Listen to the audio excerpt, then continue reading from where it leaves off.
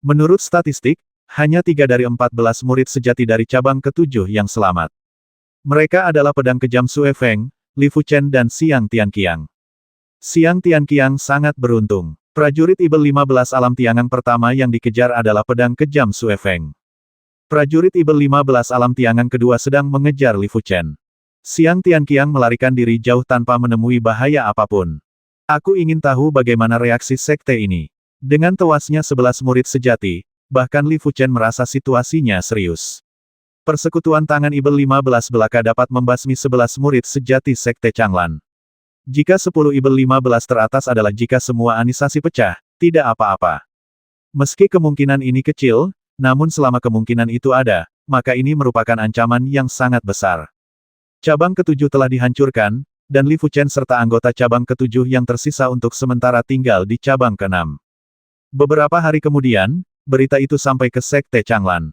Pejabat senior Sekte Changlan sangat marah. Di Aula Changlan, Ketua Sekte, Pelindung Sekte, dan Tetua peringkat atas Sekte dalam semuanya ada di sana.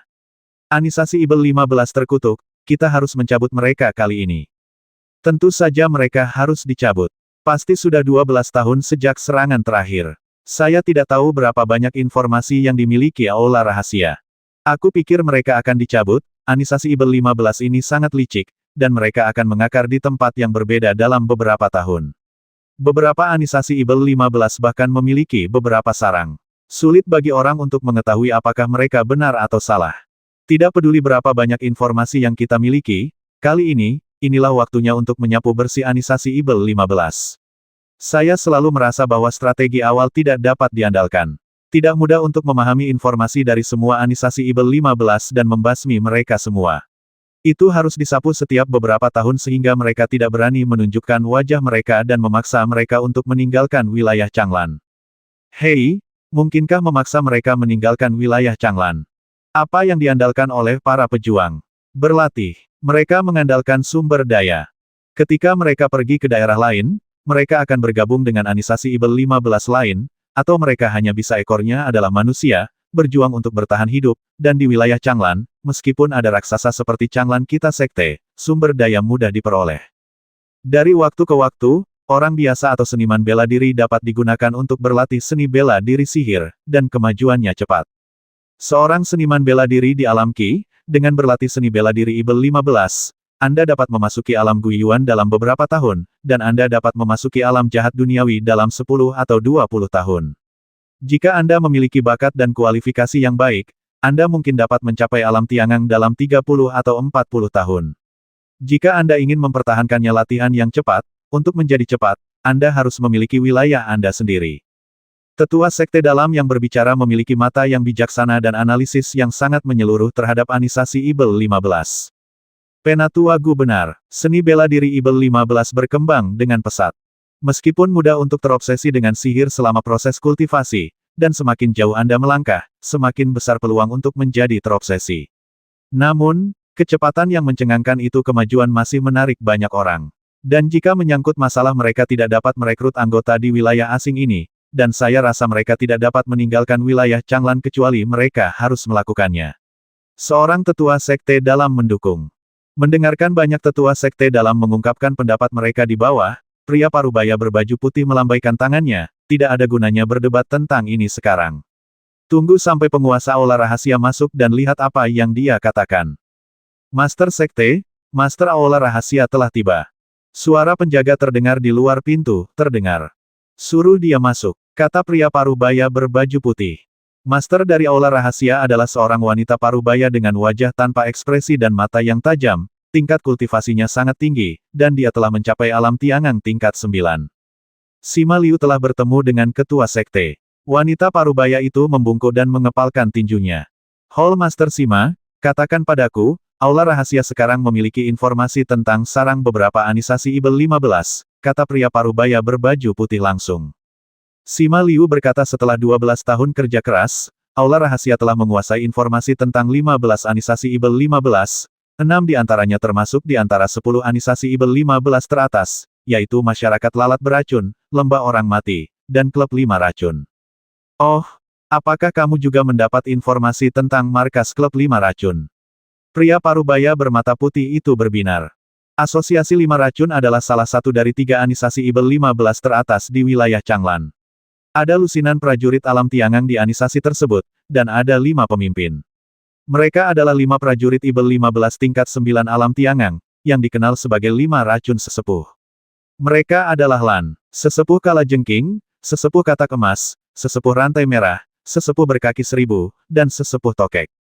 Tampaknya rencana awal masih dapat dilaksanakan. Semua orang terkejut ketika mendengar Sima Liu mengatakan bahwa dia memiliki informasi tentang 15 anisasi Ibel 15. Mengambil napas dalam-dalam, pria parubaya berpakaian putih berkata tanpa keraguan cukup memiliki informasi tentang markas 15 anisasi Ibel 15. Penyisiran ini akan, jika tidak menghilangkan semua anisasi Ibel 15 di wilayah Changlan, setidaknya musnahkan 7 atau 8 dari mereka. 8. Tanpa basa-basi lagi, dan untuk mencegah bocornya berita, operasi penyisiran akan dimulai sekarang. Datang dan undang semua tetua tertinggi untuk datang. Undang?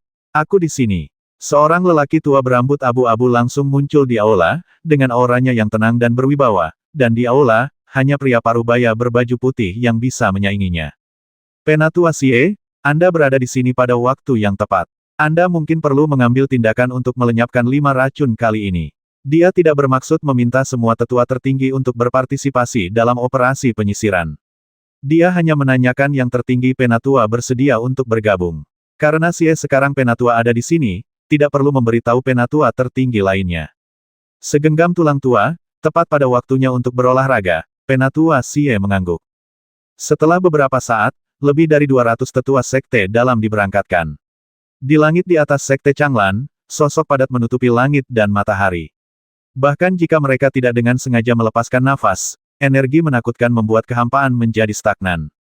Desir, desir, desir. Banyak tetua sekte dalam dibagi menjadi 15 kelompok dan terbang seketika, di antara mereka, tidak ada yang melihat sosok Penatua Xie, yang sepertinya tidak terlihat. Pada hari pertama, 4 anisasi Ibel 15 dihancurkan. Keesokan harinya, 8 anisasi setan dihancurkan. Hari ketiga, Penatua Taisang, Asosiasi 5 Racun berada di kaki gunung rendah di depan. Orang yang berbicara adalah eksekutif senior dari Aula Rahasia. Penatua Xie mengangguk dan berkata kepada sesepuh agung Zhao Wu, tutup area itu sejauh 10 mil dan jangan lepaskan seekor lalat pun. Ya, Zhao Wu dan sesepuh sekte dalam lainnya berpisah. Gunung rendah ini sedang dalam masalah.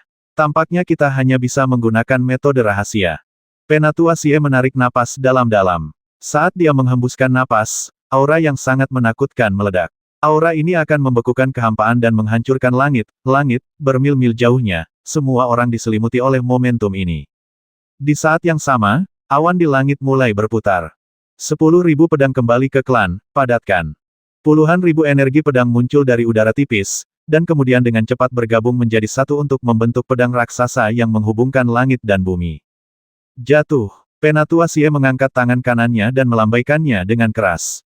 Klik, sebuah gunung pendek setinggi hampir 100 meter terbagi menjadi 2. Jatuh.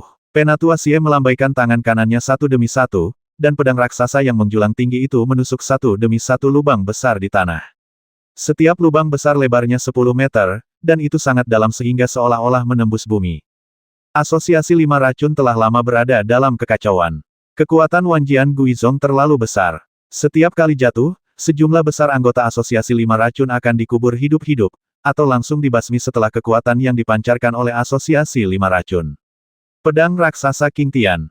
Itu adalah seorang pejuang di alam terlahir kembali. Seorang pemimpin dari masyarakat 5 Racun merasa ngeri.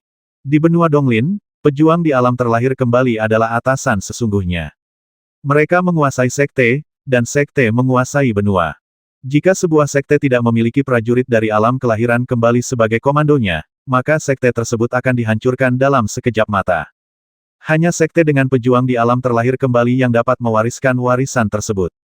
Pemimpin dari Five Poison Society tidak pernah menyangka bahwa sekte Changlan akan menemukan sarang lamanya. Anda harus tahu bahwa selama bertahun-tahun, mereka selalu kembali ke sarang lamanya melalui berbagai lorong bawah tanah, dan mereka tidak pernah datang ke Aisan secara terbuka.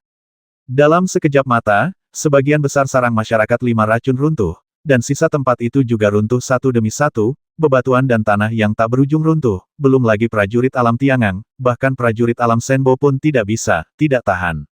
Wosh wosh. Satu demi satu sosok melesat keluar dari celah dan melarikan diri ke segala arah. Dilihat dari auranya, mereka jelas adalah pejuang alam Tiangang. Bubarkan, hancurkan. Penatua Xie mencibir, mengepalkan tangan kanannya erat-erat, lalu tiba-tiba melepaskannya. Wosh, wosh, wosh, wosh.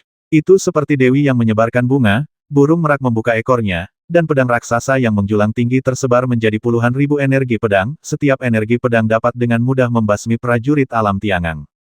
Tubuh katak emas. Seorang lelaki tua yang mengenakan jubah emas gelap meledak dengan momentum, dan bayangan katak emas menyelimutinya, menahan beberapa energi pedang. Gecko memotong ekornya. Ada juga seorang lelaki tua berjubah coklat yang berinisiatif memotong salah satu jarinya. Jari itu meledak menjadi kabut darah dan mengembun menjadi sosok berdarah. Sosok berdarah itu menghalangi bencana baginya.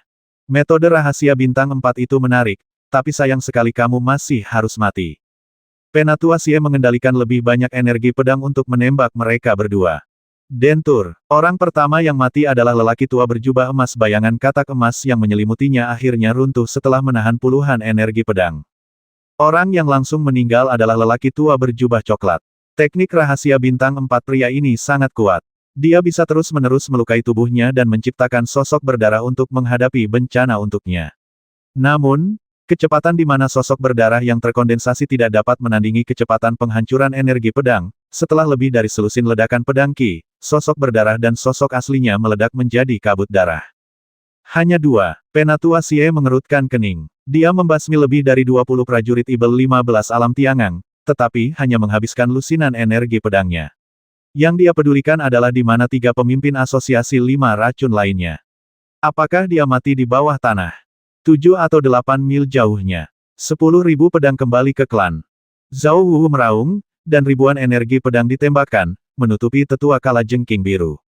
Kalajengking Biru yang lebih tua sangat kuat, bahkan di antara para tetua Sekte Changlan, dia dapat menduduki peringkat 20 teratas. Sayangnya, menghadapi 10.000 pedang Zhao Wu yang kembali ke Sekte, dia tidak memiliki cara untuk melakukannya dan langsung dipotong, oleh energi pedang yang tak terhitung jumlahnya, mematikan.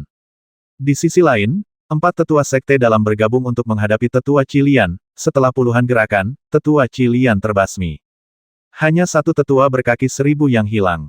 Beberapa jam kemudian, Penatua Xie dan yang lainnya tidak punya pilihan selain menyerah. Menurut informasi mereka, Penatua berkaki 1000 dari masyarakat 5 racun pandai memisahkan I ke dalam tanah, dan dia takut dia sudah memisahkan I ke dalam tanah dan melarikan diri. Meskipun semua orang tidak berdaya mengenai hal ini, mereka tidak terlalu kecewa. Sekalipun veteran berkaki 1000 menimbulkan masalah, itu tidak akan cukup. Terlebih lagi, jika dia berani muncul dan menimbulkan masalah, Sekte Changlan masih dapat menemukannya dengan biaya tertentu.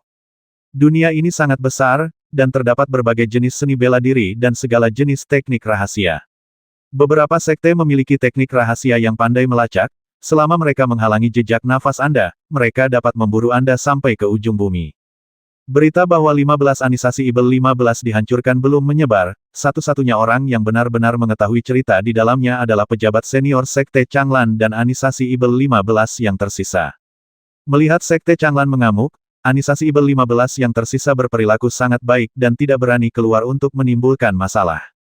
Mereka tahu bahwa Sekte Changlan tidak akan pernah mengambil tindakan. Begitu mereka melakukannya, mereka akan mengusir Anda dan membasmi Anda dalam beberapa tahun terakhir. Lebih baik melakukan konvergensi.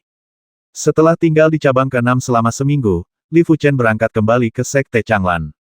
Dia memiliki firasat samar bahwa wilayah Changlan akan sangat aman untuk waktu yang lama, dan di era yang aman, Aula Angin Ilahi dan Aula Darah Besi tidak diragukan lagi tidak lebih dari sekadar dekorasi, dan tinggal di sini hanya akan menjadi sebuah buang-buang waktu. Dia harus kembali ke menara transmisi sejati, dan kemudian pergi berlatih. Benar, dia siap keluar untuk latihan. Budidaya selangkah demi selangkah bukanlah kehidupan yang diinginkannya. Tidak mungkin dia terus berlatih di Sekte Changlan sampai dia mencapai alam Tiangang dan kemudian pergi. Kehidupan seperti itu akan terlalu membosankan dan membosankan. Setiap lantai menara legenda sejati lebih sulit ditembus. Sejauh ini, hanya 3 murid sejati yang berhasil menembus lantai 3 menara tradisi sejati, dan mereka tidak termasuk pedang kejam Sue Feng. Li Fuchen secara alami tidak memiliki kekuatan untuk menembus level ketiga, tujuannya adalah menembus level kedua. Ketika dia datang ke Menara Legenda Sejati, Li Fuchen melihat pedang kejam Sue Feng. Setelah tidak bertemu satu sama lain selama beberapa hari, budidaya Sue Feng tiba-tiba mencapai alam jahat duniawi tingkat ke-6. Dia seharusnya berada di sini untuk masuk ke lantai 3. Li Fuchen berpikir dalam hati. Sue Feng juga memperhatikan Li Fuchen. Dia memiliki kesan yang baik terhadap Li Fuchen. Dalam hatinya, dia sudah menganggap Li Fuchen sebagai salah satu dari jenis mereka. Menarik pandangannya, Sue Feng memasuki menara transmisi sejati. Setelah beberapa saat, lentera di lantai 3 menara transmisi sejati menyala. Lolos. Mata Li Fuchen berbinar. Lantai pertama menara transmisi sejati adalah monster formasi tingkat menengah tingkat 3, tingkat kedua adalah monster formasi tingkat tinggi tingkat 3, dan lantai 3 juga merupakan monster formasi tingkat tinggi tingkat 3. Namun, level kedua hanyalah monster formasi level tinggi level ketiga yang lemah, sedangkan level ketiga adalah monster formasi level tinggi level ketiga yang sangat kuat. Setelah keluar dari menara transmisi sejati, mata Sue Feng tampak sedikit melembut. Sword Mania terobsesi dengan ilmu pedang, dan selain berlatih dalam pengasingan, dia tidak punya niat untuk pergi berlatih. Tapi kecuali Sword Chi, yang lain pada dasarnya pergi berlatih. Dan dia juga akan keluar untuk berlatih. Dia sudah berencana untuk keluar dan berlatih setelah dia melewati lantai 3 menara sejati. Jika Anda ingin pergi berlatih, yang terbaik adalah pergi ke domain Baisan. Ini adalah domain yang 10 kali lebih besar dari wilayah Changlan. Ini memiliki peluang dan bahaya yang tak terhitung jumlahnya dan merupakan tempat terbaik untuk melatih orang.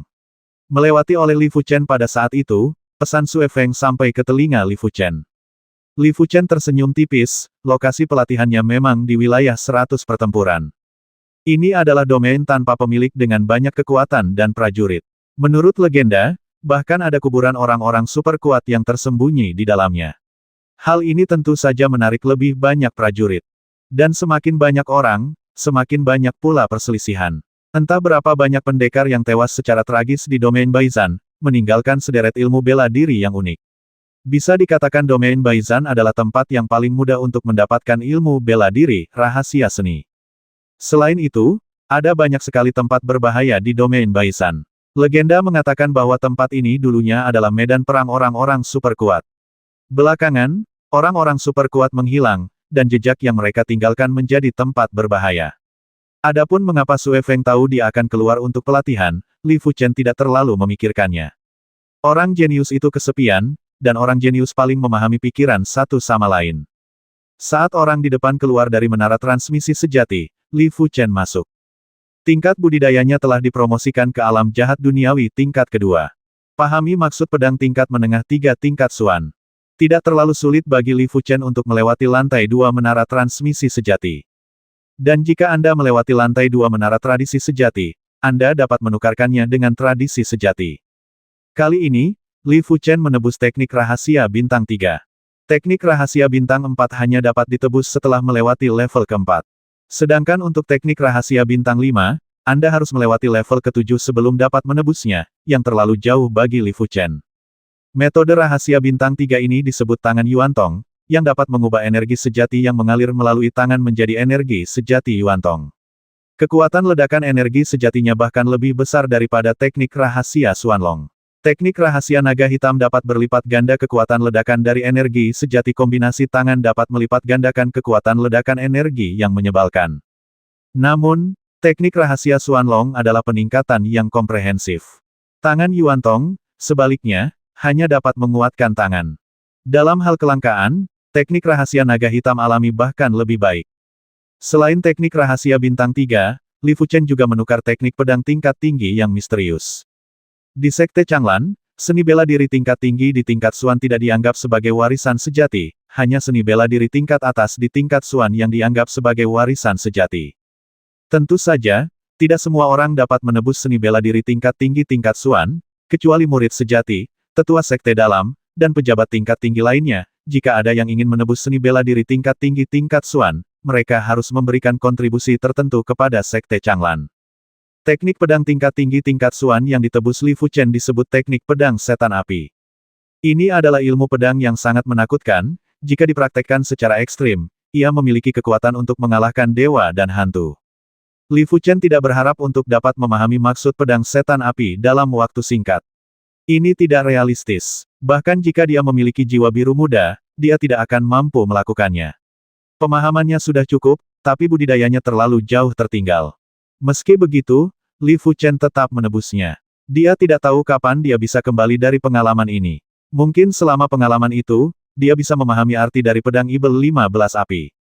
Daripada terburu-buru berlatih, Li Fuchen menenangkan diri dan berkonsentrasi mempelajari tangan Yuan Tong. Ketika pemahamannya tentang Yuan Tong Shou semakin dalam, Li Fuchen menyadari bahwa Yuan Tong Shou sebenarnya tidak lebih buruk dari teknik rahasia Xuanlong. Meskipun tidak selengkap teknik rahasia naga hitam, namun dapat menggandakan daya ledak energi sejati di tangan lebih dari 2 kali lipat.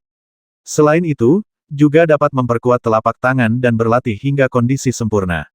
Telapak tangan tidak kalah ke senjata tingkat kuning teratas. Tangan Yuan Tong ada 2 tingkat, ketika mencapai tingkat pertama warna telapak tangan akan berubah menjadi merah muda-muda. Setelah mencapai budidaya tingkat kedua, warna telapak tangan menjadi kuning muda. Hanya ketika budidaya mencapai kesempurnaan tingkat kedua, warna telapak tangan akan kembali normal. Melihat telapak tangan berwarna merah muda dan lembut, Li Fuchen tidak bisa tertawa atau menangis. Telapak tangan ini sangat halus sehingga jika Anda tidak memperhatikannya dengan cermat, Anda bahkan tidak dapat melihat pori-porinya. Namun, tidak seperti tangan wanita, telapak tangan ini halus namun tidak lemah, terlihat seperti diukir dari batu giok, dan sangat kuat. Engah, tanpa menyuntikkan energi sejatinya, Li Fuchen memasukkan tangan kanannya ke dalam biji tingkat menengah tingkat kuning. Puff-puff, engah dan dorong dengan kedua tangan, biji kuning kelas menengah ini diubah menjadi sarang lebah. Apakah ini setara dengan teknik latihan tangan? Li Fuchen berpikir serius. Setelah beberapa waktu berlalu, telapak tangan Li Fuchen berubah menjadi kuning muda.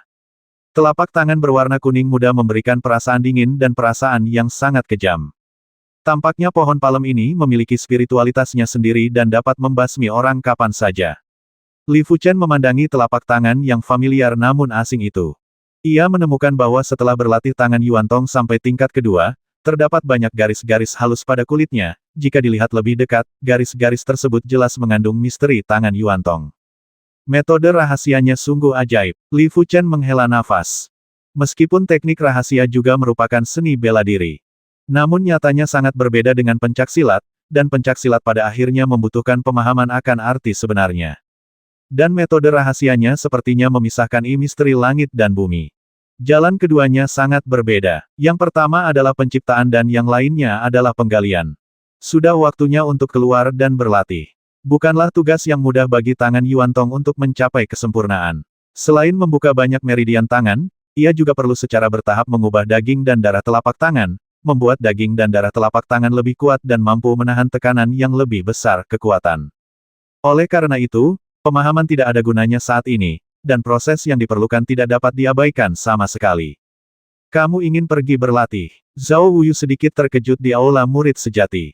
Li Fuchen mengangguk, ya. Bukankah ini terlalu dini? Kamu hanya berada di alam jahat duniawi tingkat kedua. Belum terlambat untuk menerobos ke alam jahat duniawi tingkat ke-6, sebelum kamu keluar. Saya yakin ini tidak akan memakan waktu beberapa tahun. Zhao Wuyu menyarankan. Pelatihan terlalu berbahaya. Jika 10 murid sejati pergi berlatih, 1 atau 2 orang akan selalu mati di luar. Pengalaman tidak hanya membutuhkan tingkat kekuatan tertentu, tetapi juga keberuntungan. Jika Anda kurang beruntung, Anda mungkin mendapat masalah dengan prajurit alam Tiangang. Li Fuchen berkata saya ingin tumbuh lebih cepat, dan wilayah Changlan tidak bisa lagi memuaskan saya. Tumbuh lebih cepat. Zhao Wuyu tersenyum pahit dan menggelengkan kepalanya. Hidupnya telah hilang, jadi tidak ada pertumbuhan yang tersisa. Apa yang disebut pertumbuhan didasarkan pada kehidupan. Singkatnya, dia tidak memahami pemikiran para murid emas ini. Murid sejati emas ini semuanya unik dengan caranya masing-masing, dan bahkan 10 kuda pun tidak dapat menarik kembali hal-hal yang mereka yakini. Suoci sedikit lebih baik. Namun, dia tahu bahwa si idiot pedang itu spesial, dia adalah orang yang terobsesi dengan ilmu pedang dan tidak peduli dengan hal lain. Zhao Wuyu sepertinya telah lupa bahwa dia pernah menjadi murid emas sejati, meskipun dia bukan salah satu murid terbaik. Sambil menghela nafas, Zhao Wuwen berkata saya tahu Anda telah mengambil keputusan, jadi saya tidak akan membujuk Anda lagi. Ini adalah 3 anak panah pemecah sihir dan panah otomatis yang saya buat sendiri. Itu untuk Anda gunakan untuk pertahanan diri. Jika kamu menghadapi musuh yang tak terkalahkan, lawan, panah pemecah sihir mungkin bisa menyelamatkanmu dari bahaya. Panah pemecah Ibel 15. Li Fuchen dengan penasaran mengambil 3 anak panah kecil yang panjangnya lebih dari 1 kaki dan setebal sumpit. Anak panah kecil tersebut terbuat dari besi emas hitam, logam hitam tingkat menengah. Pada posisi anak panah terdapat batu kristal hitam yang terlihat sangat mematikan.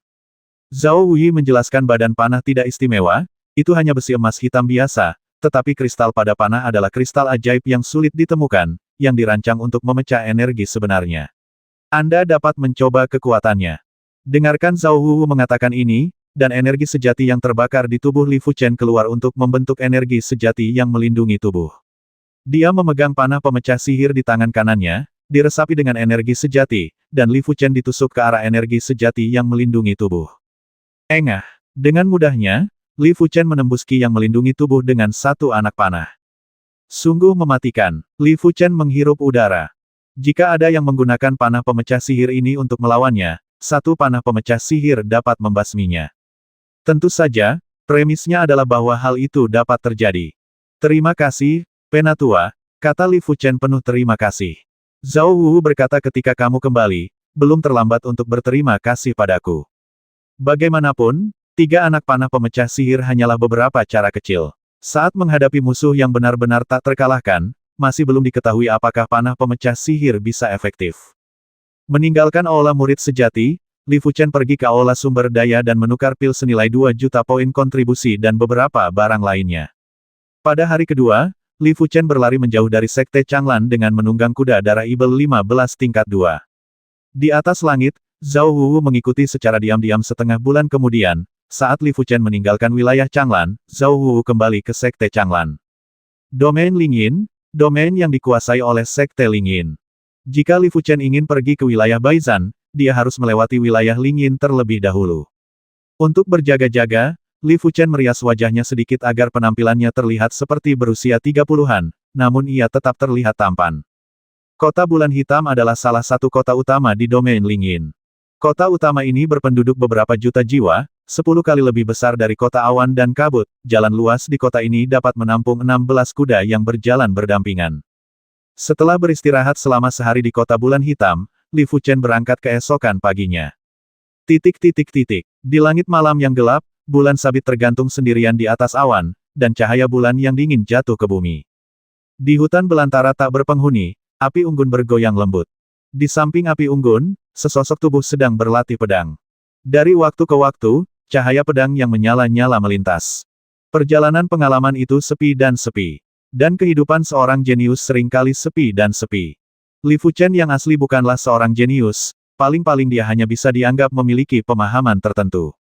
Tepat pada hari jimat emas kecil itu memasuki tubuhnya, sudah ditakdirkan bahwa dia akan menyimpang dari jalur aslinya dan bergerak menuju jalan baru.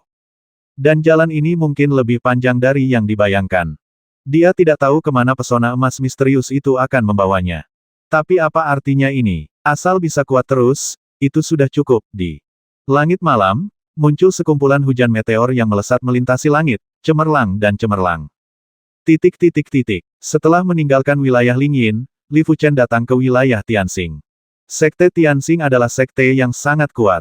Beberapa dekade yang lalu, karena harta yang sangat besar, Sekte Lingyin dan Sekte Tianxia bergabung untuk melawan Sekte Tianxing.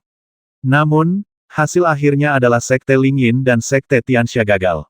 Jika bukan karena Sekte Tianxing juga memiliki lawan yang kuat, Sekte Lingyin dan Sekte Tianxia pasti akan menderita kerugian besar dan vitalitas mereka akan rusak parah. Ada banyak sekte di benua Donglin, dan hubungan antar sekte tidak sesederhana kekuatan dan kelemahan. Di bawah pengawasan sekte yang tak terhitung jumlahnya, bahkan sekte yang kuat pun harus berpikir 2 kali sebelum bertindak, dan tidak berani memulai perang dengan mudah, apalagi bertarung dengan sekte musuh dengan mudah. Fondasi dari setiap sekte sangat mendalam, dan hasil dari pertarungan mematikan hanya akan merugikan kedua belah pihak dan memberikan keuntungan bagi sekte lain.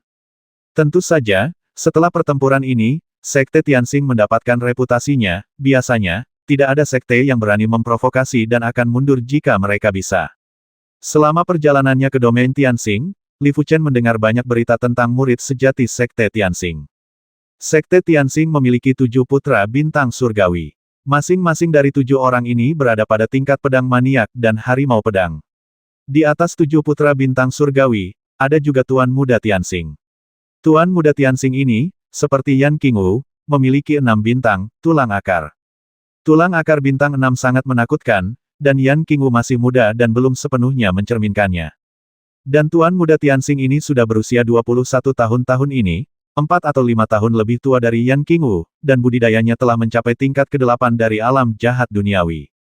Dikatakan bahwa dia bahkan memiliki kekuatan untuk membasmi prajurit alam Tiangang tingkat rendah, sulit untuk mengatakan apakah itu benar atau salah. Tuan Muda Tianxing, putra ke-7 Tianxing. Li Fuchen mengangkat lengkungan di sudut mulutnya. Di dunia yang penuh dengan orang jenius ini, akan sangat menyenangkan untuk mengukir jalan Anda sendiri, jika tidak maka akan terlalu membosankan. Setelah meninggalkan wilayah Tianxing, Li Fuchen datang ke wilayah Douling. Penguasa domain Douling bukanlah sebuah sekte, melainkan sebuah keluarga. Keluarga ini disebut keluarga Douling. Ini adalah keluarga yang sangat kuat bahkan sekte Tianxing pun merasa sangat tertekan. Beberapa dekade yang lalu, alasan mengapa sekte Tianxing tidak mengejar sekte Lingyin dan sekte Tianxia saat mereka menang justru karena keluarga Douling. Keluarga Douling memiliki warisan. Konon nenek moyang dari keluarga Douling adalah seorang pria super kuat yang memiliki tulang akar Douling. Namun entah kenapa, tulang akar Douling dapat diwariskan kepada keturunannya. Beberapa keturunan mewarisi akar Douling yang lebih lemah tulang, beberapa keturunan mewarisi tulang akar Douling yang kuat. Untungnya, tidak ada tulang akar Douling yang dapat mencapai tingkat leluhur keluarga Douling. Jika tidak, seluruh benua Donglin mungkin dikuasai oleh keluarga Douling. Dibandingkan dengan sekte Tianxing, keluarga Douling memiliki lebih banyak talenta terbaik. Sekte Tianxing memiliki Tuan Muda Tianxing dan 7 putra Tianxing. Keluarga Douling memiliki 10 pahlawan Douling. Masing-masing dari 10 pahlawan Douling berada pada level Sword Maniac dan Sword Tiger, bahkan Sue Feng, pendekar pedang yang kejam, tampaknya lebih lemah dari mereka. Alasan penilaian ini adalah karena Li Fuchen telah melihat kekuatan Sue Feng. Adapun 10 pahlawan Douling, yang terlemah memiliki kemampuan untuk dengan mudah membasmi prajurit Ibel 15 di puncak alam jahat biasa. Tentu saja, setelah menembus lantai 3 menara sejati, kekuatan Sue Feng seharusnya meningkat pesat. Anda harus berjuang untuk mengetahui siapa yang lebih kuat dan siapa yang lebih lemah. Dunia ini sangat luas, setiap sekte memiliki begitu banyak jenius top. Saya tidak tahu berapa banyak jenius top yang ada di seluruh benua Donglin. Setelah melewati domain Douling, Li Fuchen akhirnya tiba di domain Baizan Yuan. Baizan Yuan, area tepi Baizan Yuan. Salah satu bekas medan perang negara adidaya.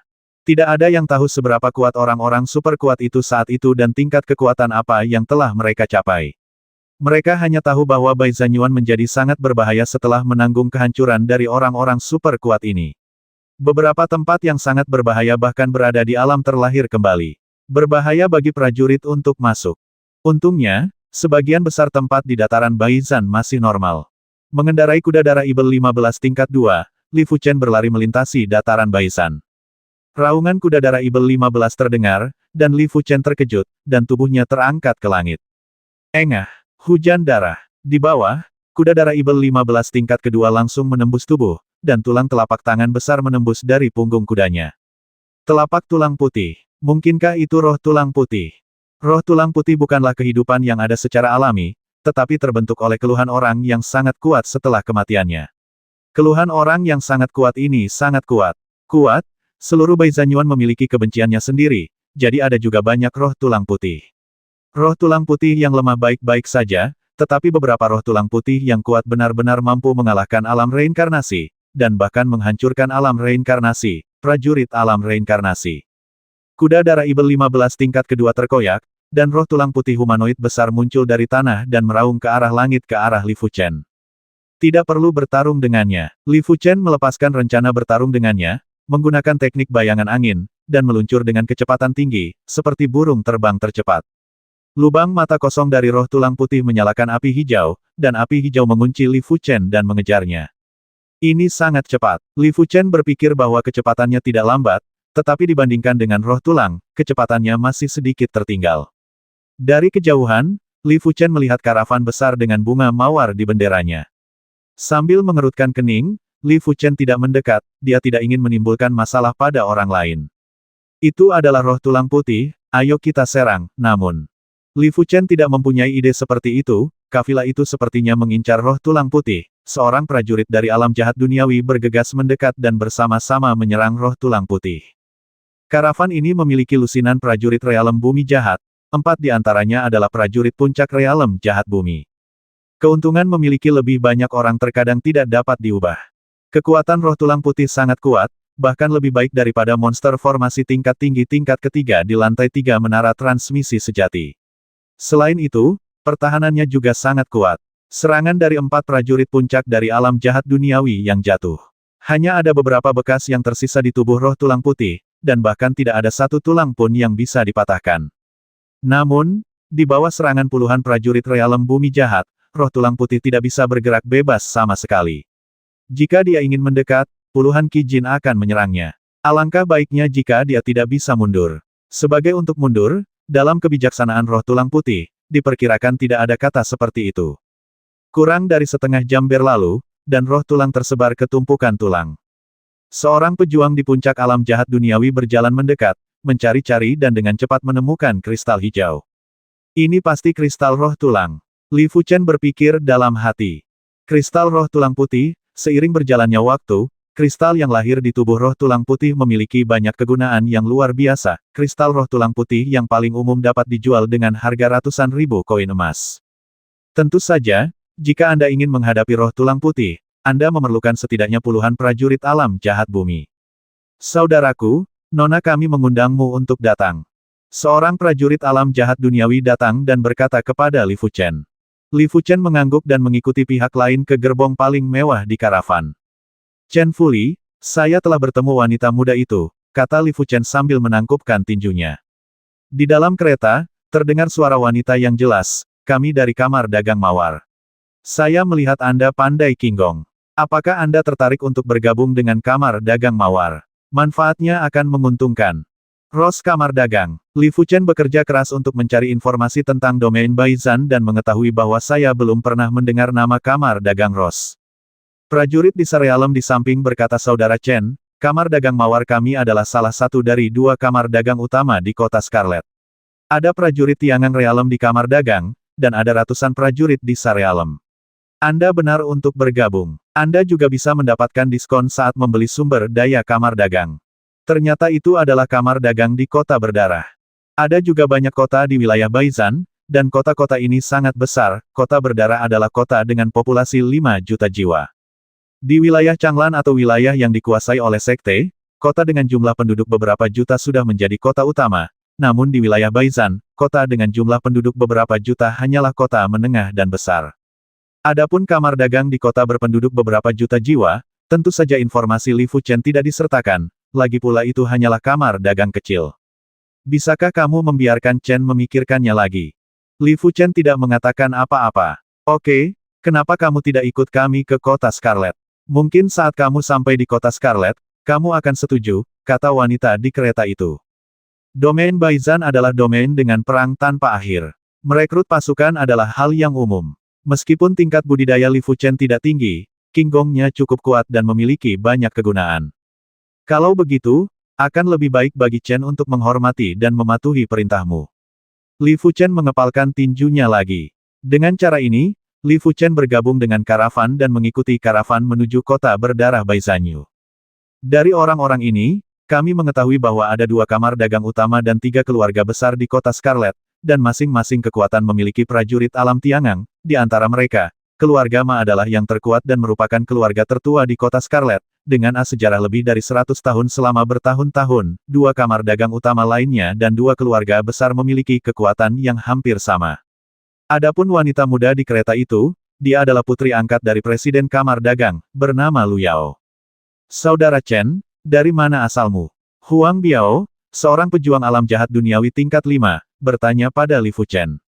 Li Fuchen berkata saya datang dari wilayah Douling, dan saya berencana datang ke Baizan Yuan untuk melihatnya. Kamu benar-benar hebat, kamu berani memasuki Baizan Yuan sendirian.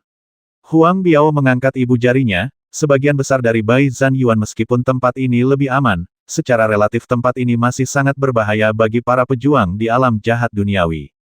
Li Fuchen tertawa dan berkata saya pikir itu hanya rumor sebelumnya, tapi sekarang saya tahu itu tidak benar. Jiang Daqian, yang berada di sebelah kanan Huang Biao, berkata hari ini hanyalah adegan kecil. Jika kita bertemu perantara Bone Spirit, kita semua harus tetap di sini. Bone Spirit dibagi menjadi 3 tingkatan level rendah, menengah, dan tinggi. Roh tulang putih tingkat rendah berhubungan dengan prajurit alam jahat bumi, roh tulang putih tingkat menengah berhubungan dengan prajurit alam tiangang, dan roh tulang putih tingkat tinggi berhubungan dengan prajurit alam terlahir kembali. Apakah ada orang yang lebih kuat dari roh tulang tingkat tinggi? Li Fuchen bertanya. Huang Biao mengangguk, ya, pasti ada. Di kedalaman Baizan Yuan, di mana kebencian paling kuat, dikatakan bahwa seseorang telah melihat roh tulang merah di sana. Roh tulang merah. Baru saja mendengar nama ini, Li Fuchen bisa merasakan keganasannya. Dalam beberapa hari berikutnya, Li Fuchen dan kelompoknya bertemu dengan roh tulang tingkat rendah lainnya. Roh tulang tingkat rendah ini jelas lebih lemah dari yang sebelumnya, dan hancur berkeping-keping dalam setengah cangkir teh. 5 hari kemudian, karavan meninggalkan Baizan Yuan. Di depan adalah kota Feilian. Beberapa produk kami akan dijual di sini, kata Huang Biao kepada Li Fuchen. Li Fuchen mengangguk. Tidak peduli kemana dia pergi, dia bisa pergi berbelanja. Untuk memasuki kota Feilian, Anda perlu membayar biaya masuk. Untuk orang biasa, 1 koin perak per orang, untuk pedagang biasa, 1 koin emas per orang, dan untuk karavan, 10 koin emas per orang. Setelah membayar ratusan koin emas, sekelompok orang dapat memasuki kota Feilian. Saudara Chen, kita tidak akan berangkat sampai 3 hari kemudian. Kalau begitu, kita akan bertemu di restoran Feiyu. Kata Huang Biao. Tidak masalah, sampai jumpa 3 hari lagi. Dari awal hingga akhir, Li Fuchen tidak bisa melihat wajah Lu Yao. Flying Blade City memiliki populasi perkotaan yang sedikit lebih kecil dibandingkan Scarlet City, dengan populasi lebih dari 4 juta. Ada banyak prajurit di kota ini. Bahkan prajurit alam jahat duniawi yang jarang terlihat di dunia luar dapat terlihat di mana-mana di sini. Prajurit alam Tiangang bahkan terlihat sedang minum di lantai atas sebuah restoran.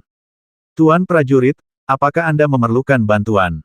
Berjalan di jalan, seorang anak kecil pemalu mengumpulkan keberanian dan berjalan mendekat. Li Fuchen memandang orang lain, dengan pakaian pang camping dan tubuh kerdil, dia seharusnya menjadi anak dari daerah kumuh. Di kota manapun, ada kemuliaan dan kegelapan. Li Fuchen tidak ingin membantu pihak lain tanpa alasan, jadi dia berkata bahwa aku ke tempat menarik. Koin emas ini milikmu. Mengambil koin emas, Li Fuchen menjentikannya dan jatuh ke tangan dari anak kecil itu. Koin emas. Mata anak laki-laki itu berbinar. Ini adalah pertama kalinya dia keluar untuk mencari kehidupan. Dia tertutup dan takut bertemu orang asing.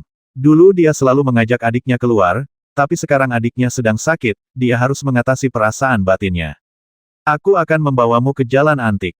Kudengar para pejuang yang datang ke kota Feilian suka pergi ke jalan antik untuk mencoba peruntungan.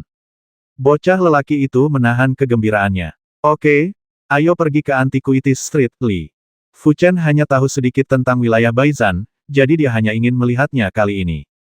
Jalan antik adalah jalan yang sangat panjang. Segala sesuatu dijual di jalan ini. Ini seperti jalan kelontong. Seperti yang dikatakan anak kecil itu, ada banyak pejuang di jalan antik, dan orang biasa pada dasarnya tidak akan datang ke sini. Jalan antik berbentuk feng, dengan 1 jalan utama dan 6 jalan cabang. Berjalan di jalan utama, Li Fuchen memasuki toko barang antik dari waktu ke waktu untuk melihatnya. Toko barang antik ini menjual segalanya, dan mereka menjual beberapa barang aneh. Seperti biji khusus, beberapa pecahan senjata, tanaman layu, dan bahkan beberapa toko barang antik akan mengeluarkan sepotong tulang putih dan mengatakan itu adalah tulang monster tingkat 5. Sungguh keterlaluan untuk mengatakan bahwa itu adalah tulang monster tingkat 5, tulang monster tingkat 6. Li Fuchen memindainya dengan kesadarannya dan menemukan bahwa itu hanyalah tulang monster biasa, tetapi terlihat sedikit istimewa karena lingkungannya. Jalan-jalan dan lihat. Toko kami menjual sejumlah pecahan senjata. Fragmen senjata ini berasal dari tempat yang berbahaya, dan mungkin tercampur dengan pecahan senjata kelas atas. Di depan toko barang antik bernama Pavilion Pinky, teriak beberapa asisten toko. Tuan prajurit, jangan pergi ke sana, toko ini sering menipu orang. Bocah lelaki itu mengingatkan Li Fuchen. Li Fuchen menundukkan kepalanya dan berkata, ngomong-ngomong, aku belum tahu namamu. Siapa namamu? Namaku Xiao Chong. Bocah kecil itu berkata dengan malu-malu. Xiao Chong, itu nama yang bagus. Apakah kamu satu-satunya di keluargamu? Aku juga punya seorang adik perempuan. Di mana orang tuamu? Orang tuaku juga pejuang yang kuat seperti para ahli prajurit, tetapi mereka meninggal nanti dan hanya aku dan adikku. Mata Xiao Chong tenang, tetapi Li Fuchen dengan jelas melihat sedikit kesedihan. Mendengar ini, Li Fuchen menghela nafas. Situasi Xiao Chong bukanlah kasus yang terisolasi. Di dunia ini, setiap orang memiliki kesempatan untuk berlatih. Di banyak keluarga biasa, orang tua mereka adalah pejuang kilian. Ketika anak-anak mereka tumbuh besar, mereka juga akan menjadi ki prajurit lian prajurit. Sebagai pejuang, mau tidak mau harus keluar untuk mencari nafkah, sehingga mau tidak mau mereka akan berada dalam bahaya. Apakah tidak aman bagi adikmu sendirian di rumah? Kenapa kamu tidak kembali dulu? Kata Li Fuchen. Xiao Chong menggelengkan kepalanya, jangan khawatir, Tuan prajurit, saya telah mengunci pintu. Terlebih lagi, Anda harus jujur. Setelah menerima koin emas Anda, saya akan melakukan semuanya dengan baik. Dia baru saja membawa Li Fuchen ke suatu tempat, dan tidak melakukan apapun. Perkenalan, yang membuatnya gelisah. Li Fuchen berkata sambil tersenyum, kamu kembali dulu, kamu juga bisa membawa adikmu ke sini, aku akan mentraktirmu makan malam. Xiao Chong berkata, adikku sakit, dialah yang sakit sebelumnya. Setelah itu mengatakan itu, Xiao Chong menundukkan kepalanya, aku merasa sangat malu. Jika kamu mencintai adikmu, kembalilah sekarang. Kakakmu membutuhkan seseorang untuk menjaganya. Terlebih lagi, aku akan tinggal di kota Feilian selama 3 hari dan meninggalkan alamatmu untukku. Nanti aku akan menemukanmu dan membiarkanmu mengantarku berkeliling. Kunjungi kota Feilian.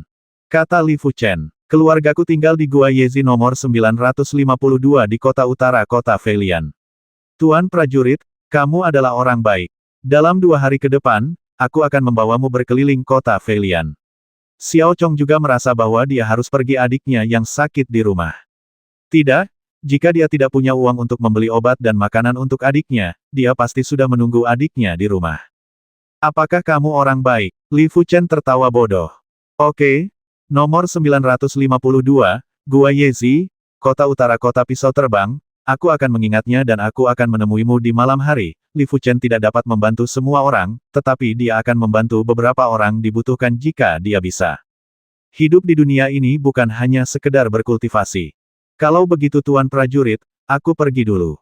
Xiao Chong sudah memikirkan berapa banyak barang yang bisa dibeli dengan koin emas. Dia akan meresepkan obat terlebih dahulu, dan kemudian membawa kembali beberapa roti kukus dan kue. Pergi. Li Fuchen melambaikan tangannya. Setelah Xiao Chong pergi, Li Fuchen masuk ke paviliun Pinky dan ingin melihat bagaimana toko barang antik ini bisa menipu. Tuan, silakan masuk. Melihat seorang pelanggan datang ke pintu, penjaga toko sangat senang. Apakah pecahan senjata ini berasal dari tempat yang berbahaya? Li Fuchen bertanya sambil menunjuk ke keranjang berisi pecahan senjata. Penjaga toko berkata, Tuan, itu dia. Sepotong pecahan senjata bernilai 100 koin emas. Jika Anda membeli 10, Anda bisa mendapatkan 1 secara gratis. Jika Anda membeli lebih banyak, Anda akan mendapatkan 1 secara gratis. Oke, biarkan aku melihatnya. Li Fuchen mengambil sepotong senjata. Pecahannya dilihat. Senjata yang disebut memiliki pola senjata. Semakin canggih senjatanya, semakin misterius pola senjatanya. Misalnya, pedang Wujin Li Fuchen memiliki pola senjata tingkat menengah tingkat Xuan. Penandaan senjata dapat mengubah berat dan ketajaman senjata. Bahan yang digunakan untuk pedang emas hitam adalah besi emas hitam, berdasarkan ukuran pedang emas hitam dan berat besi emas hitam. Pedang emas hitam Li Fuchen biasanya memiliki berat hanya belasan kilogram. Menurut nilai besi emas hitam, 1 pon besi emas hitam bernilai beberapa ribu koin emas, dan lebih dari 10 pon besi emas hitam bernilai lebih dari 50.000 koin emas. Namun, setelah pola senjata tingkat menengah tingkat Xuan tercetak di atasnya, pedang Wujin memiliki berat 100 kilogram dan sangat tajam. Ada energi pedang samar yang memancar darinya, dan nilainya meningkat beberapa kali lipat. Harga eksternal adalah sekitar 200.000 koin emas. Di benua Donglin, mereka yang bisa menempa senjata tingkat Xuan tingkat tinggi sudah ahli dalam menempa, dan mereka yang bisa menempa senjata tingkat Xuan tingkat atas adalah ahli penempaan teratas. Setiap sekte sangat ingin mendapatkan orang seperti itu. Adapun mereka yang bisa menempa senjata tingkat bumi, mereka bukan lagi ahli dalam menempa, melainkan ahli dalam menempa. Sayangnya, hanya ada sedikit master casting di seluruh benua Donglin. Mungkin tidak ada, setidaknya hanya ada 1 master casting di sekte Changlan. Jika Anda bisa mendapatkan pecahan senjata tingkat bumi, itu tidak akan terlalu berharga bagi seorang pejuang, tetapi bagi seorang perapal mantra, tidak diragukan lagi itu akan menjadi harta karun yang langka. Castor dapat sepenuhnya memahami pola senjata pada pecahan senjata tingkat bumi, sehingga pengetahuannya tentang pola senjata dapat ditingkatkan ke tingkat yang lebih tinggi. Mengambil pecahan senjata, kesadaran Li Fuchen hilang. Dia tidak bisa menahan tawa. Ini hanyalah pecahan dari senjata tingkat atas tingkat kuning. Pola inti senjata di dalamnya sangat sederhana. Namun, toko ini memiliki beberapa keterampilan dan menambahkan beberapa pola senjata keesokan harinya. Melihat secara keseluruhan, kedua pola senjata tersebut bercampur menjadi satu, tapi memang demikian. Ini memberi orang perasaan yang sangat rumit. Namun bagi pejuang yang belum paham, kerumitan berarti misteri, lagi pula mereka tidak bisa memahaminya. Sangat disayangkan kesadaran Li Fuchen sangat kuat. Setelah dipromosikan ke alam jahat bumi, kesadarannya setidaknya tidak lebih buruk dari prajurit alam Tiangang. Dia sendiri tidak tahu persis seberapa kuatnya, dan dia punya tidak ada objek referensi. Segera setelah kesadarannya hilang, dia segera menemukan bahwa perbedaan halus antara kedua jenis pola senjata itu tidak begitu alami. Setelah meletakkan pecahan senjatanya, Li Fuchen mengambil yang lain. Kali ini lebih buruk lagi, itu hanya pecahan senjata tingkat tinggi tingkat kuning dengan beberapa pola senjata yang ditambahkan padanya. Setelah beberapa saat, Li Fuchen telah melihat lusinan pecahan senjata, dan bahkan tidak ada pecahan senjata tingkat Xuan. Lihatlah beberapa potong lagi. Li Fuchen dengan santai mengambil sepotong besi abu-abu dan meliriknya. Hei, sepertinya ini adalah pecahan senjata tingkat Xuan. Pola senjatanya bukan di permukaan senjatanya, tapi di dalam senjatanya. Prajurit biasa perlu menggunakan energi sejati untuk merasakan pola senjata saat melihatnya. Li Fuchen menggunakan energi sejati ditambah kesadaran. Dapat dirasakan bahwa pola senjata di dalam potongan besi ini sangat misterius, dan tidak ada pola senjata yang ditambahkan lusa. Saya tidak tahu mengapa. Saat kesadarannya semakin dalam, Li Fuchen segera membalikkan pemikiran sebelumnya. Ini bukanlah pecahan senjata tingkat Xuan biasa. Setidaknya pola senjata pedang Wujin tidak rumit dan misterius bahkan tidak bisa dibandingkan dengan Yi Cheng. Apakah itu tingkat Xuan tingkat tinggi, atau bahkan tingkat Xuan tingkat atas? Li Fuchen tidak yakin. Saya harus membeli sepotong besi ini. Li Fuchen diam-diam mengambil keputusan. Sejak dia menemukan potongan besi itu, Li Fuchen tidak terburu-buru pergi dan terus mencari. Mungkin dia bisa menemukan ikan lain yang lolos dari jaring. 1 jam kemudian, Li Fuchen memiliki 10 pecahan senjata lagi di tangannya. Di antaranya, hanya potongan besi yang berharga, dan sisanya adalah pecahan senjata tingkat kuning. Untuk berjaga-jaga, Li Fuchen berencana membeli semuanya. Saya ingin 10 pecahan senjata ini, kata Li Fuchen kepada asisten toko. Oke, aku akan menelepon penjaga toko. Asisten toko dengan cepat memanggil penjaga toko. Paviliun Pinky sangat besar, dan penjaga toko sedang menyapa pelanggan lain di dalam. Ketika dia mendengar panggilan asisten toko, dia keluar dan berkata, beli 10 pecahan senjata dan dapatkan 1 secara gratis. Totalnya adalah 1000 koin emas. Penjaga toko tersenyum bahagia. 1000 koin emas bukanlah jumlah yang kecil. Biasanya pendapatan harian mereka dari Paviliun Pinky hanya 1 atau 200 koin emas. Tampaknya kumpulan pecahan senjata ini masih terbilang menarik. Selama 1 orang membelinya, mereka bisa menghasilkan banyak uang. Setelah membayar koin emas, Li Fuchen meninggalkan Paviliun Pinky. Saya masih tidak yakin berapa level pecahan senjata dari pecahan besi itu. Mengapa tidak pergi ke toko senjata dan melihat-lihat? Setelah mengambil keputusan, Li Fuchen mulai menanyakan alamat toko senjata tersebut. Toko senjatanya bukan di Jalan Antikuitis, ada puluhan toko senjata di kota Feilian, toko senjata terdekat dengannya ada di Jalan Tima di sebelah Jalan Antikuitis. Iron Horse Street, seekor kuda besi yang terbuat dari baja berdiri di tengah jalan. Di sisi kanan kuda besi terdapat toko senjata bernama Jingbing Pavilion. Tuan, saya tidak tahu senjata tingkat apa yang Anda butuhkan. Ketika penjaga toko melihat pelanggan datang ke pintu, dia dengan cepat melangkah maju untuk bertanya dengan antusias. Li Fuchen bertanya apa senjata tingkat tertinggi di toko Anda. Mata penjaga toko berbinar, paviliun senjata elit kami mengikuti garis halus. Senjata tingkat tertinggi adalah senjata tingkat menengah tingkat Xuan, tetapi ada hanya 1. Bernilai 180.000 koin emas. Mereka yang dapat menempa senjata tingkat tinggi tingkat Xuan semuanya adalah ahli penempaan. Bagaimana mereka dapat menemukan orang seperti itu di paviliun prajurit elit mereka? Faktanya, Tidak perlu. Meskipun kota Feilian adalah sebuah kota dengan populasi lebih dari 400, tetapi sangat sedikit orang yang membeli senjata perantara tingkat Xuan, apalagi senjata kelas atas tingkat Xuan. Secara umum, para pejuang di alam jahat bumi memiliki sumber keuangan seperti itu. Hanya Tiangang pejuang alam memiliki sumber keuangan seperti itu. Oh, tahukah kamu toko senjata mana di kota Feyblade yang menjual senjata kelas atas tingkat Xuan? Li Fuchen tidak tertarik dengan senjata tingkat menengah tingkat Xuan. Meskipun penjaga toko sedikit kecewa, dia tetap berkata hanya paviliun Xuanqi di kota Feilian yang menjual senjata tingkat Xuan kelas atas. Namun, Tuan, sebagai pejuang alam pengguncang bumi, tidak hemat biaya untuk membeli senjata kelas atas. Senjata tingkat Xuan, dan Anda akan mudah menjadi sasaran. Selain itu, sulit bagi para pejuang di alam jahat bumi untuk mengerahkan kekuatan maksimum senjata tingkat tinggi tingkat Xuan. Li Fuchen tersenyum dan tidak menjelaskan apapun. Penjaga toko benar. Sebagian besar prajurit jahat duniawi menggunakan senjata tingkat Xuan tingkat rendah. Sangat sedikit orang yang menggunakan senjata tingkat menengah tingkat Xuan. Adapun senjata tingkat tinggi Xuan, mereka bahkan tidak berani menggunakannya. Di dunia peperangan tanpa akhir ini, di tempat ini, membawa harta karun yang besar merupakan kejahatan besar dan mudah untuk dijadikan sasaran.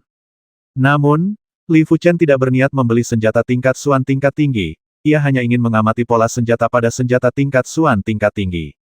Setelah beberapa kali ditanyai, Li Fuchen datang ke Jalan Feilian, jalan paling makmur di kota Feilian, dan tempat paling mewah di Jalan Feilian tidak diragukan lagi adalah Paviliun Xuanqi. Paviliun senjata misterius, seperti namanya, hanya menjual senjata level misterius, bukan senjata level kuning.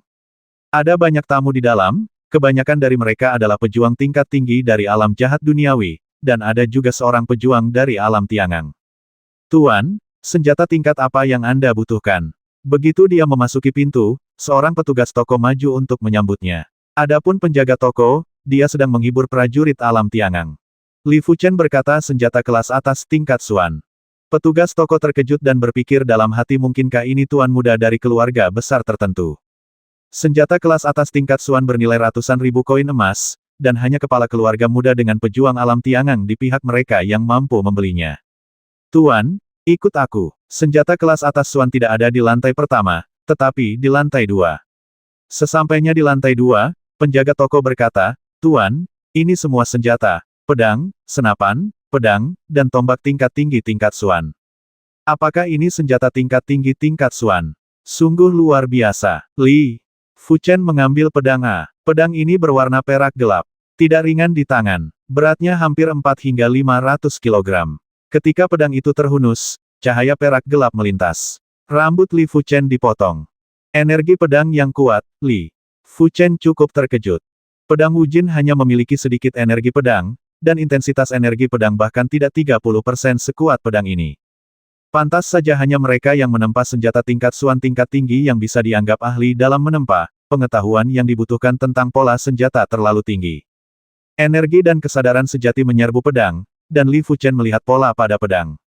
Alisnya sedikit berkerut, meskipun pedang ini adalah senjata tingkat Xuan tingkat tinggi, keterampilan pola senjatanya masih jauh lebih rendah daripada pola senjata pada potongan besi. Tampaknya potongan besi ini setidaknya merupakan pecahan dari senjata tingkat Xuan tingkat atas. Li Fuchen kehilangan minat dan berkata kepada petugas toko, bawa saya untuk melihat senjata tingkat Xuan tingkat atas. Petugas toko bingung senjata tingkat Xuan tingkat atas senjata tingkat pertama adalah harta karun paviliun senjata misterius saya. Jika Anda dengan tulus ingin membelinya, saya dapat memberitahu penjaga toko. Jika Anda tidak tulus, maka senjata mistik tingkat atas umumnya tidak mudah diungkapkan kepada orang lain. Kenapa? Kamu bahkan tidak bisa melihatnya. Jika kamu tidak melihatnya, bagaimana aku tahu apakah aku ingin membelinya atau tidak?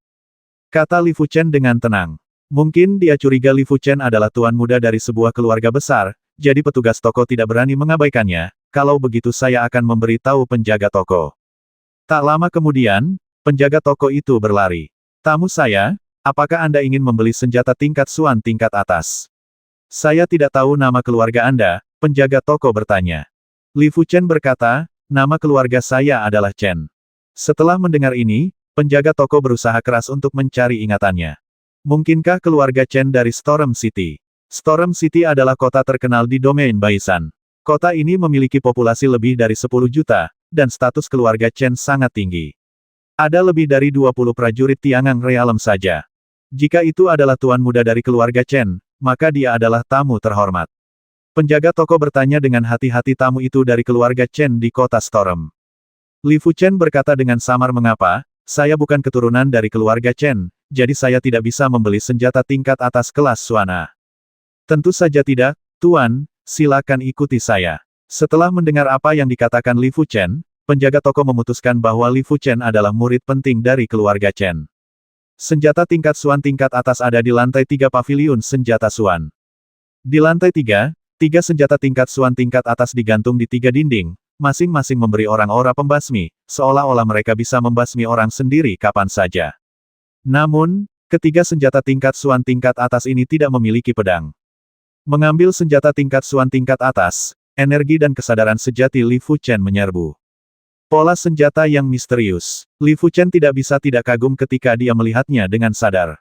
Senjata tingkat Suan tingkat atas ini adalah tombak dengan pola yang rumit dan sederhana. Namun dibandingkan dengan potongan besi, nampaknya masih kalah. Pola bejana pada potongan besi hanyalah sebagian kecil dari pola bejana, bukan pola bejana utuh, bisa dibayangkan betapa misteriusnya pola bejana utuh tersebut. Pada saat ini, Li Fuchen telah memutuskan bahwa potongan besi itu adalah pecahan senjata tingkat prefektur. Seperti yang diharapkan dari Sekte Xuanqi, di seluruh benua Donglin, hanya Sekte Xuanqi yang menjual senjata tingkat Suan tingkat atas. Pemilik di balik paviliun Xuanqi bukanlah orang biasa, tetapi Donglin yang terkenal sekte senjata misterius di daratan. Sekte Xuanqi terkenal dengan pembuatan senjata.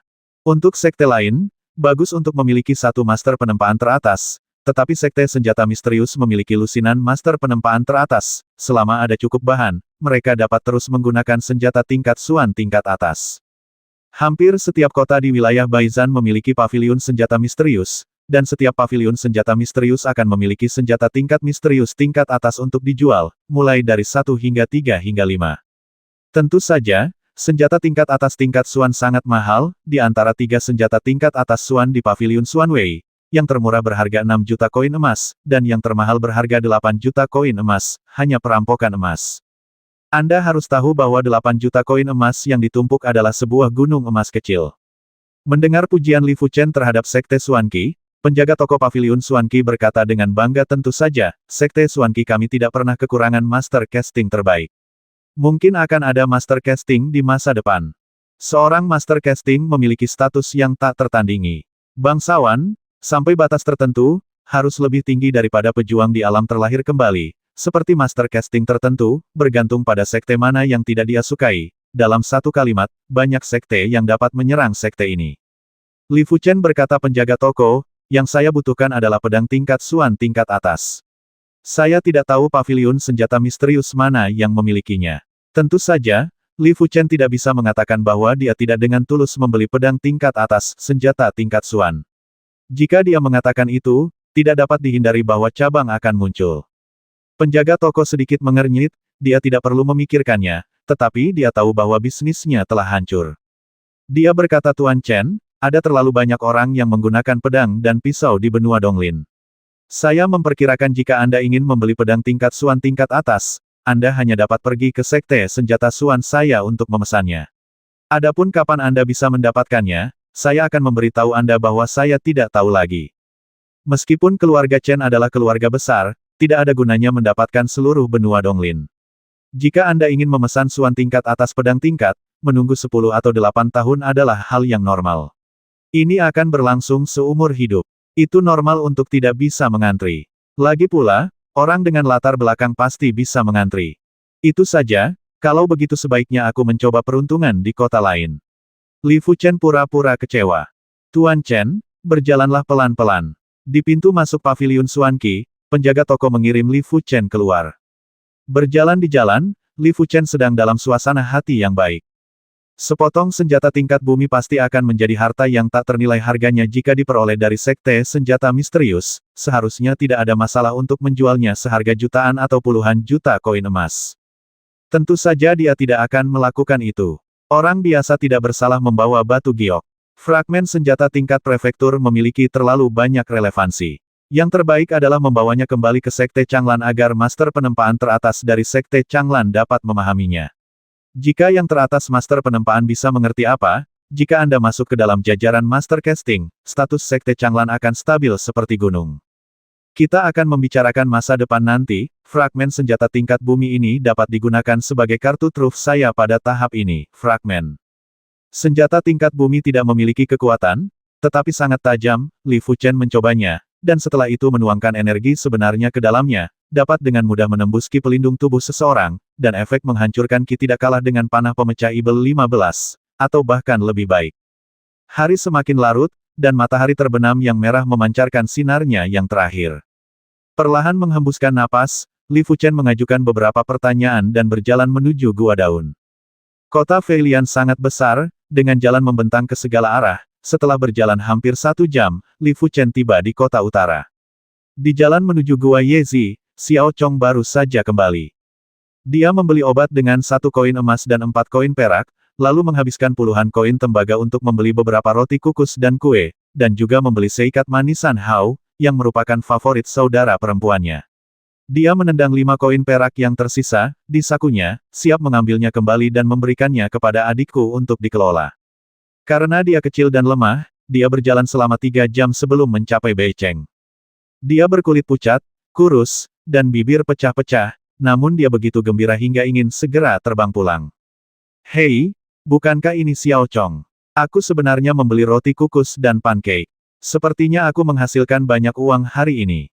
Beberapa gangster berusia 20-an menghalangi jalan Xiao Chong.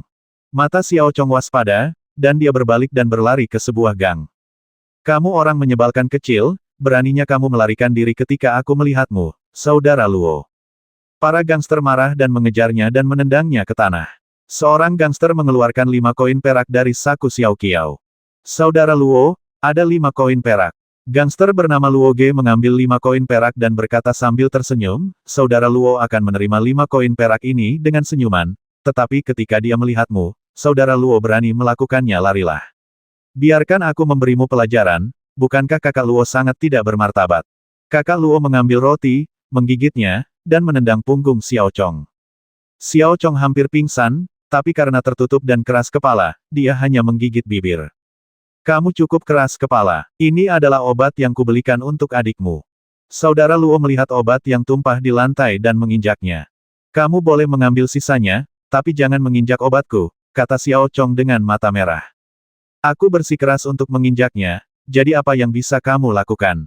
Luo Ge tertawa dan menginjaknya dengan seluruh kekuatannya. Xiao Chong akhirnya tidak dapat menahannya lagi dan menangis.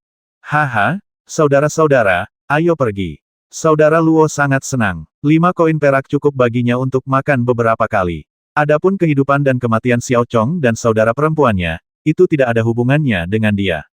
Sungguh menyedihkan. Kami semua dari daerah kumuh. Kenapa ada sampah sepertimu? Terdengar sebuah suara. Siapa? Tanda tanya. Luo Ge memandang sumber suara dengan waspada. Li Fuchen berjalan perlahan. Xiao Chong melihat Li Fuchen dan berkata dengan penuh semangat, Tuan prajurit, mereka meminum obatku. Li Fuchen mengangguk dan memandang ke arah saudara Luo. Kaki saudara Luo gemetar, dia tidak tahu bahwa Li Fuchen adalah seorang pejuang. Mereka hanyalah orang biasa yang tidak memiliki kesempatan untuk berlatih, dan prajurit alam pelatihan Qi pun dapat menyiksa mereka sampai mati. Tuan prajurit, kami hanya bercanda dengannya. Xiao Chong, saya akan mengembalikan koin perak itu kepada Anda. Koin perak tambahan dapat digunakan sebagai uang untuk membeli obat. Tuan prajurit, ayo pergi dulu. Luo Ge dan yang lainnya mengambil keluarkan semua uang perak yang mereka bawa, lalu letakkan di tangan bawang merah. Saudara Luo berpikir dalam hati bahwa mustahil bagi guru prajurit ini untuk melindungi Xiao Chong sepanjang hidupnya dan membalas dendam lagi. Siapa yang menyuruhmu pergi? Li Fuchen melambaikan tangannya, dan energi lemah meledak. Bang bang bang. Luo Ge dan yang lainnya memuntahkan darah dan membentur tembok rumah terdekat dengan keras. Setidaknya separuh tulang di tubuh mereka patah. Bahkan jika mereka disembuhkan di masa depan, mereka tetap akan cacat. Jika penyelamatan tidak dilakukan tepat waktu, mereka mungkin akan mati pada hari itu juga. Xiao Chong, ayo pergi. Li Fuchen menyedot Xiao Chong di depannya dengan tangan kanannya. Tuan prajurit, obatnya sudah habis. Tidak apa-apa, saya memilikinya. Gua Daun adalah salah satu daerah kumuh utama di kota Feilian. Di sini, rumah-rumah bobrok sangat ramai. Di sebuah rumah kecil, mungkin 3 generasi keluarga-keluarga dapat bertahan hidup, bahkan sulit bagi orang untuk bergerak. Rumah Xiao Chong adalah rumah yang sangat kecil, panjangnya hanya 2 meter, merupakan rumah yang tidak ada bedanya dengan rumah Guk-Guk. Setelah membuka kunci pintu, Xiao Chong membuka pintu dan masuk. Penerangan di dalam rumah sangat gelap. Selain tempat tidur yang terbuat dari papan kayu, hanya ada meja kecil yang berlubang besar. Banyak puing-puing yang diletakkan di kaki tempat tidur. Mungkin itu adalah sampah, yang diambil oleh 2 saudara laki-laki dan perempuan dari suatu tempat. Lihat itu. Saya mengambilnya ketika saya merasa berguna. Di tempat tidur yang kotor, sesosok tubuh kecil terbaring di sana, dia adalah seorang gadis berusia 6 atau 7 tahun, napasnya lemah, seperti anak kucing, dan dia terlihat sangat menyedihkan. Saudaraku, kamu kembali. Gadis kecil itu membuka matanya yang besar dan kusam menunjukkan sedikit kegembiraan. Saudaraku, siapa dia? Gadis kecil itu bertanya setelah melihat Li Fuchen. Xiao Chong hendak memperkenalkan diri ketika Li Fuchen mengulurkan tangan kanannya untuk memberi isyarat agar dia tidak berbicara. Setelah merasakan denyut nadi gadis kecil itu, Li Fuchen berkata perlahan malnutrisi jangka panjang, ditambah dengan pilek, jika perlu 2 atau 3 hari lagi, adikmu mungkin tidak akan selamat. Konstitusi anak itu sangat lemah, dan anak yang telah menderita kekurangan gizi kronis. Selama anak tersebut menderita penyakit ringan, penyakit tersebut dapat membasminya. Tuan prajurit, tolong selamatkan adikku, aku satu-satunya saudara perempuan, Xiao Chong memohon. Li Fuchen tersenyum dan berkata jangan khawatir, menyelamatkan adikmu hanyalah masalah kecil. Setelah mengatakan itu, Li Fuchen mengeluarkan ramuan penyembuhan tingkat tinggi tingkat kuning dari tas penyimpanan, menghancurkannya dengan jari-jarinya, dan ramuan itu pecah menjadi beberapa bagian, dan meremasnya dengan lembut. Setelah membuka mulut gadis kecil itu, Li Fuchen memasukkan sepotong kecil ramuan itu ke dalam mulutnya, lalu membantunya berdiri, menekan tangan kanannya di punggungnya, dan mengaktifkan energi aslinya, untuk membantunya memperbaiki obatnya. Faktanya, untuk seorang anak, ramuan penyembuhan tingkat rendah tingkat kuning sudah cukup, tetapi Li Fuchen menganggap kecepatan pemulihannya terlalu lambat dan dia membutuhkan hasil segera. Obat mujarab tingkat tinggi tingkat kuning terlalu kuat, dan gadis kecil itu pasti tidak akan mampu menanggungnya, jadi dia hanya bisa menghancurkannya. Terlihat dengan mata telanjang, wajah gadis kecil itu menjadi kemerahan, dan udara dingin di tubuhnya menghilang sepenuhnya saat energi Li Fuchen menghilangkannya. Pada saat yang sama, kekuatan ramuan penyembuh dengan cepat membasahi tubuhnya, membuat tubuhnya kurus, tampak lebih montok dan kulit tidak lagi kering. Setelah waktu minum teh berlalu, gadis kecil itu sembuh total dan bahkan gejala malnutrisi pun hilang. Selain masih agak kurus, ia juga bersemangat dan tidak ada tanda-tanda bahwa ia pernah sakit parah sebelumnya. Melihat pemandangan ini, Xiao Chong tercengang. Ia tidak menyangka penyakit adiknya akan sembuh begitu cepat. Penjaga toko di apotek mengatakan butuh waktu lebih dari sebulan untuk sembuh. Bagaimana dia tahu bahwa obat-obatan di toko obat hanyalah beberapa dari jamu yang paling umum, yang jauh lebih rendah daripada jamu tingkat kuning dan tingkat rendah. Adapun ramuan tingkat tinggi kuning, masing-masing bernilai ribuan koin emas, belum lagi Li Fuchen secara pribadi membantu gadis kecil itu mengusir udara dingin dan meluruskan energi dan darah lawan. Aku baik-baik saja. Gadis kecil itu sangat bahagia, berbaring di tempat tidur, yang membuatnya merasa putus asa dan tidak aman. Semuanya baik-baik saja sekarang. Terima kasih, Tuan Prajurit. Xiao Chong bahkan lebih bahagia dari saudara perempuannya. Kondisimu tidak lebih baik dari kakakmu, jika kamu sakit, kamu mungkin mati juga, ayo, duduk, Li. Fuchen meminta Xiao Chong untuk duduk di tempat tidur, memberinya sepotong ramuan, dan kemudian mengedarkan ki-nya, menyempurnakan kekuatan obat untuk pihak lain dan meluruskan ki dan darah. Kurang dari setengah cangkir teh, dan wajah Xiao Chong menjadi merah, semua luka yang dideritanya sebelumnya telah sembuh, energi dan darahnya cukup aktif, dan dia tidak tampak kekurangan gizi. Nyaman sekali. Xiao Chong merasakan hangat di sekujur tubuhnya, seolah dia telah kembali ke pelukan orang tuanya dalam mimpinya. Saat ini, perut kedua bersaudara itu keroncongan, menyebabkan mereka tersipu. Ayo pergi, ayo ajak kamu makan malam. Alih-alih mengajak kedua saudara laki-laki dan perempuan itu makan dan minum, Li Fuchen mengajak mereka ke toko bubur. Apakah kamu punya kerabat lain? Li Fuchen bertanya sambil makan bubur. Saudari Xiao Kao berkata, saya mendengar dari ibu saya bahwa dia memiliki saudara laki-laki di kota berdarah, bernama Zhang Afa, yang bekerja sebagai penjaga toko di sebuah restoran. Kota berdarah. Li Fuchen tidak bisa meninggalkan mereka sendirian, Dengan 2 anak, jika tidak ada yang merawat mereka, tidak akan ada yang tahu apakah mereka mati kelaparan atau mati karena sakit. Apakah kamu bersedia jika aku membawamu ke kota berdarah? Li Fuchen bertanya. Ya, Xiao Kao mengangguk. Saya juga bersedia, Xiao Chong juga mengangguk. Mereka tahu bahwa Li Fuchen tidak selalu bisa membantu mereka, jadi mereka berharap paman mereka Zhang Afa bisa menerima mereka. Setelah makan malam, Li Fuchen mengajak mereka berdua ke penginapan untuk beristirahat. Dalam sekejap, itu adalah hari ketiga. Restoran Feiyu. Saudara Chen, mengapa kamu membawa 2 anak? Huang Biao bertanya dengan rasa ingin tahu. Li Fuchen tersenyum dan berkata, ngomong-ngomong, mereka punya kerabat di kota Scarlet. Saudara Chen benar-benar orang baik, jadi biarkan mereka kembali ke kota Scarlet bersama kita. Dalam hatinya, Huang Biao mengembalikan Li Fuchen He merupakan tipe pendekar dengan rasa keadilan yang kuat, tipe pendekar ini lebih dapat dipercaya. Karavan berangkat, dan sekelompok orang meninggalkan Flying Blade City dan menuju kota berdarah. Duduk di salah satu gerbong, Xiao Chong dan Xiao Cao memandang keluar dengan rasa ingin tahu. Bagi mereka, dunia luar masih asing dan sangat misterius, ini pertama kalinya mereka keluar kota.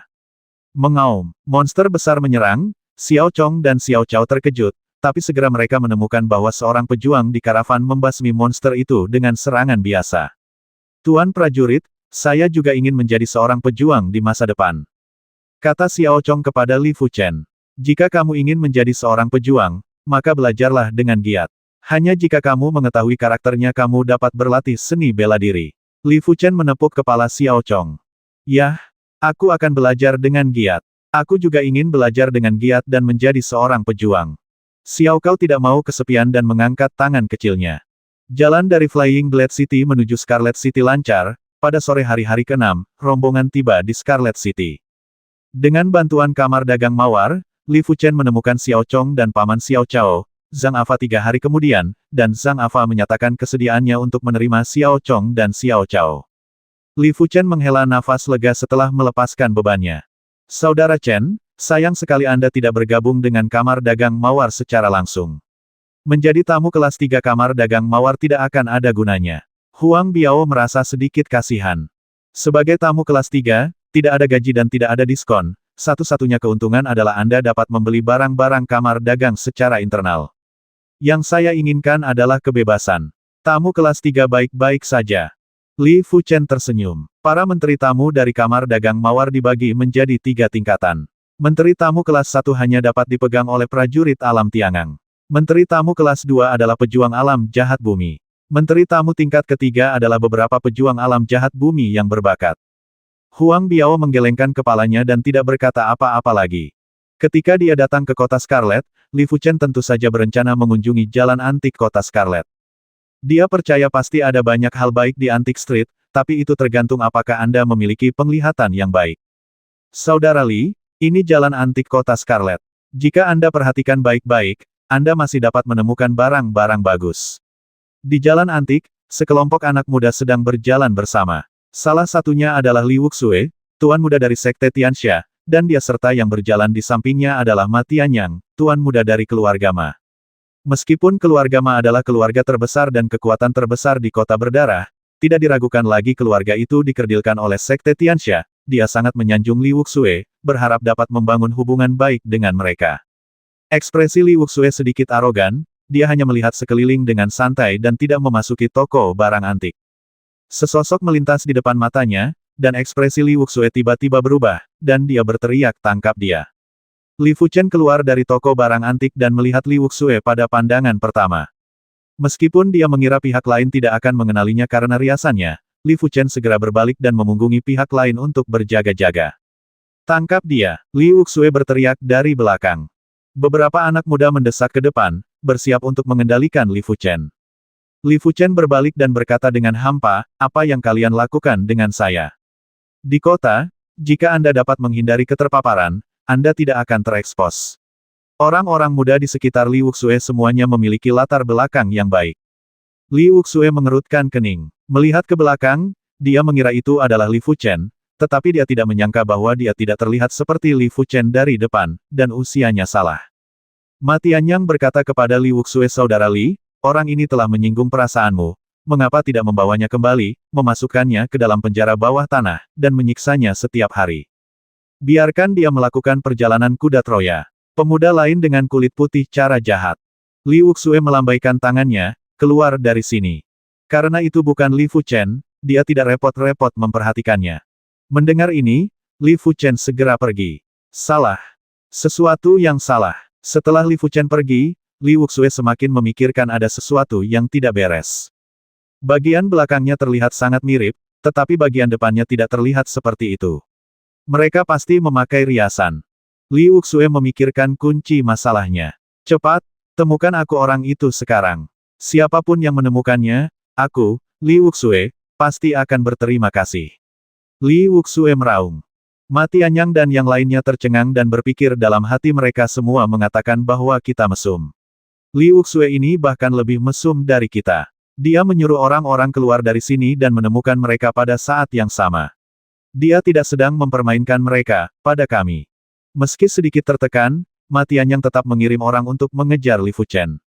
Meninggalkan pandangan Li Wuxue, Li Fuchen menggunakan gerak kakinya dan meninggalkan jalan antik itu dalam 3 atau 4 putaran. Li Wuxue pasti melihat punggungku dan merasa sangat akrab.